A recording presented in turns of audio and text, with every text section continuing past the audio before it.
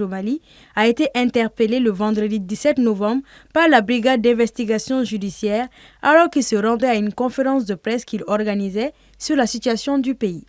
Ce n'est pas la première fois que des discussions de Clément Dembélé sortent du cadre privé.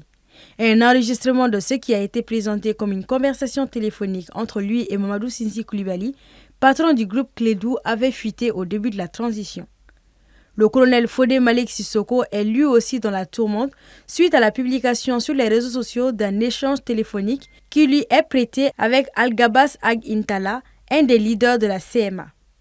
Dans la note vocale, le colonel qui a pourtant signé la décision d'instaurer le couvre-feu après l'entrée des femmes à Kidal assure avoir pris des mesures pour mettre en péril le rétablissement de l'autorité de l'État dans cette ville. Si les enregistrements restent à authentifier, le gouverneur a été, selon plusieurs sources, interpellé jeudi dernier pour être interrogé. Les fuites de conversations sur les réseaux sociaux sont fréquentes depuis plus de 2 ans. Oumar Mariko, aujourd'hui en exil, avait été interpellé en décembre 2021 après qu'un de ses vocaux se soit retrouvé sur la toile.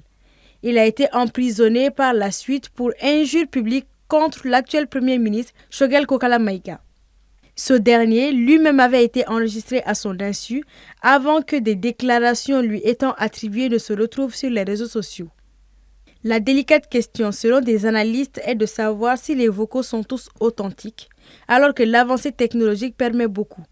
À noter que des vocaux attribués à l'ex-premier ministre Boubou Cissé ou encore à Adama Ben Diarra, dit Ben le cerveau, ont déjà fuité.